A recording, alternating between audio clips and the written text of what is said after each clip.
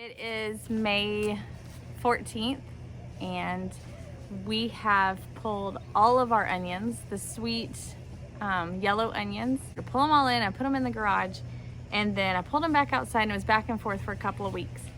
Them from Dixondale Farm in October. They didn't arrive until November, and that's when I planted them. Now, about 3 weeks ago, at the beginning of, I guess it was at the end of April, I was walking around my garden and I noticed that a third of the tops had fallen over. They had been bulbing for a few weeks. The outer layers were starting to dry up and get crispy, and so that's when I decided to go ahead and pull those that were showing that they were ready to be pulled. And so I put them out in just our mesh table outside in our backyard, and then it started to rain a couple days later. So I had to pull them all in, I put them in the garage, and then I pulled them back outside and it was back and forth for a couple of weeks. Well, they are all dried out completely now. But since then, last weekend on Mother's Day, all of the rest of the sweet 10-15 onions had completely fallen over. All of them were laying over. All of them, the necks of the onion were soft.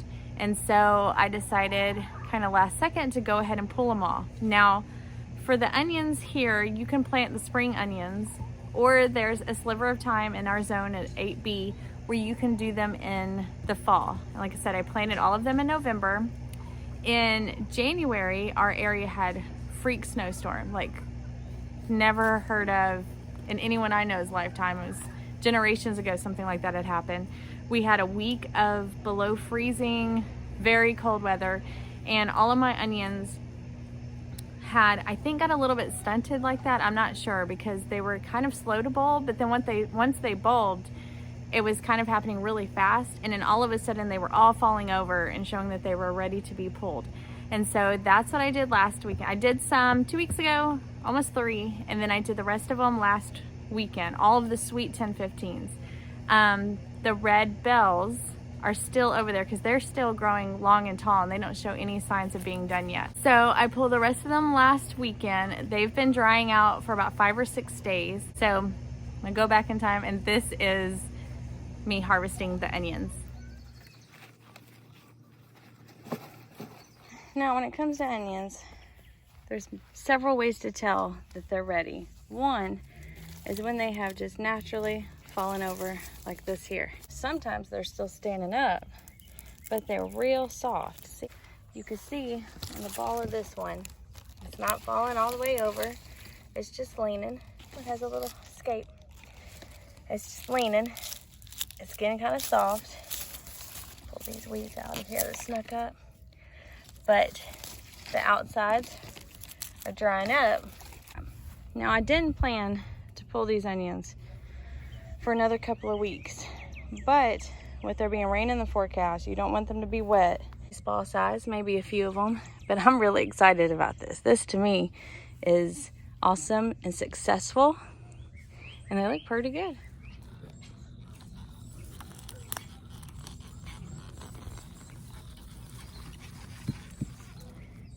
That looks great.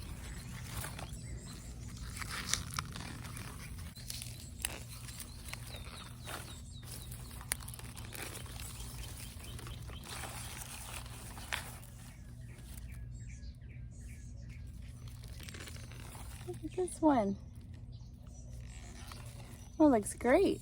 Oh, it's a great size.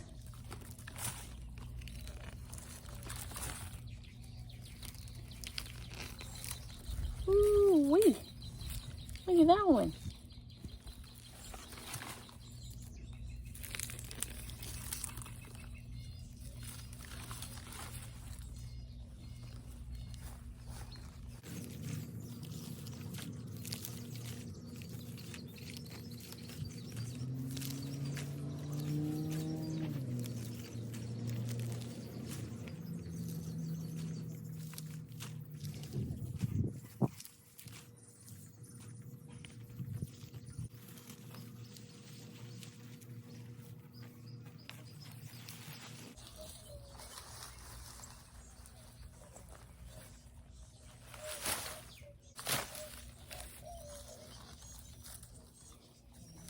That is a darn good looking harvest, if you ask me. Some of them are little, like comparison, like this one, I'll be cleaning these off and putting them in the fridge, and we'll use these up soon.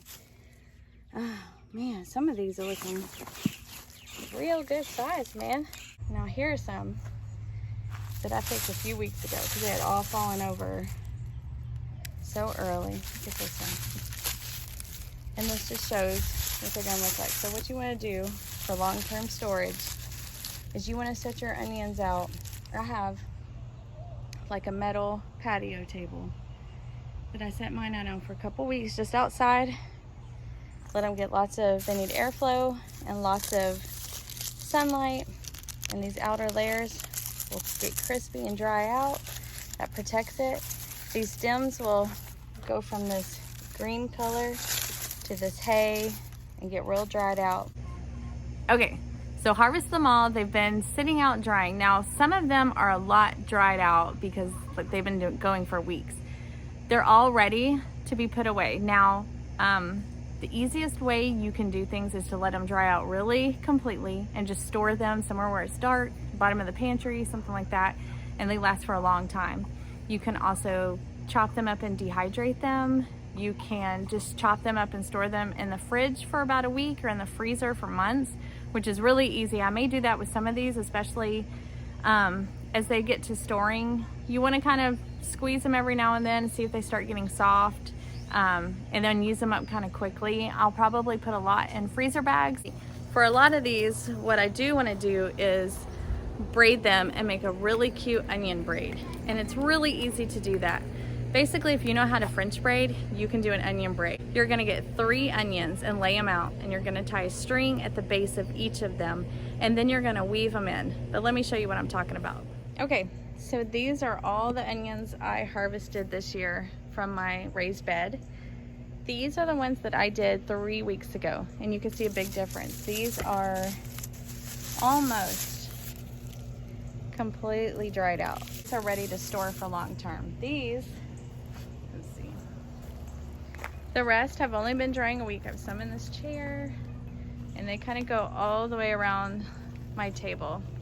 But I have the little ones over there. Those are the ones I'll probably use first or chop to put in the freezer. I'm gonna weave these together French braid style to make the cutest onion braids, and then I can hang them in my pantry or my kitchen. Okay, so the first thing you do is you lay out 3 of your onions, and you're gonna use 3 pieces of string. I have this kind of string. I don't even know what it's called. I think it's just like a basic twine. You need string or some kind of small cord or rope or something like that. I have this. My husband uses it for I think it's for like kites, or he does it with his trot lines. But I'm gonna use this. It's a very thin string, and you're gonna do it 3 long strands, the same size. I just guesstimate. I don't know how long. However long you think you might want your onion braid to be. I don't like to make mine super long because I don't want it to be too heavy and it's too much pressure and it falls apart. But you're going to tie a string at the base of 3 onions, and this is going to be the start of your braid. Let's see. So you have that, and you just want to do that with each one. So we have our 3 onions with the string tied. Now it is kind of tricky. You'll see me kind of playing with it a little bit just because they like to get tangled up. I mean, they can get tangled up, so you just kind of have to play with them a little bit. I'm gonna mix in all different kinds. So you're just gonna take your first one. Okay, wait, let's see. And you're gonna cross it over. Make sure your strings are independent of each other. And then you're gonna take another one in. Oops, let's see. What have I done here? Okay, and cross it over, okay? And we're gonna keep it nice and tight, or at least try to keep them tightly together. And make sure we keep them clear of each other so we have very clear, distinct lines, okay? Then I'm gonna take my next one and put it right on top and line it up. Oh, well, I'm gonna try to, okay? And line it up with the one on the outside and bring it over. Then I'm gonna put the next one right on top, bring it over. Try to keep them separate. The same thing. I'm just gonna keep adding it in. Line them up. Bring them over. Oh, they're starting to get tangled already. This is the trickiest part. Okay, find another one. Put my stack, put on top. This time we're gonna bring the left one over. And this is looking haphazard right now. Okay, I'm gonna put it at the base. I'll put it on this side. Bring them all over. And then I'm gonna put this one in with this group. Bring it over. Okay. Then we're just gonna keep going back and forth. Make sure you keep doing it. You want to do it to where they're tight. That way they'll be stuck together real nice and evenly. Mine aren't gonna come out super even, but that's okay. I'm a rustic chick anyway, so I'm just gonna keep feeding them in. Like so, and it gets easier to me the longer it gets. I know for some people they don't feel that way, but for me it does. And I think I might have mixed these up a little because I'm seeing one side is thicker than the other.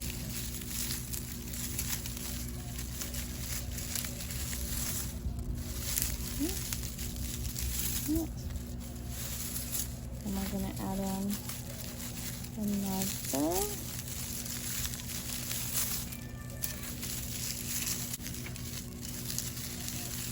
And we're gonna keep braiding. I don't want to do too many because I don't want to get heavy, but I'm going to keep braiding a little bit right here. Then I'm going to take the bottom lead strings that are, I cut mine way too long. I'm going to take this one and I'm going to make it go around. I'm going to tie a knot around it just to make it tight so it helps to hold the shape.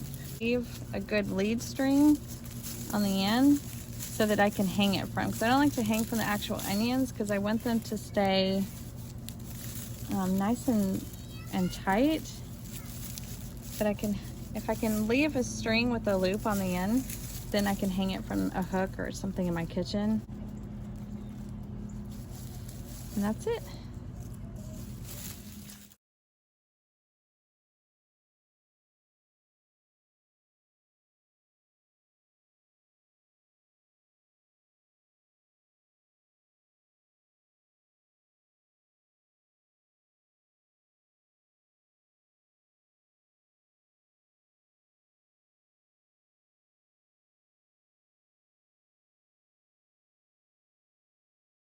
That is what it looks like when it's all finished.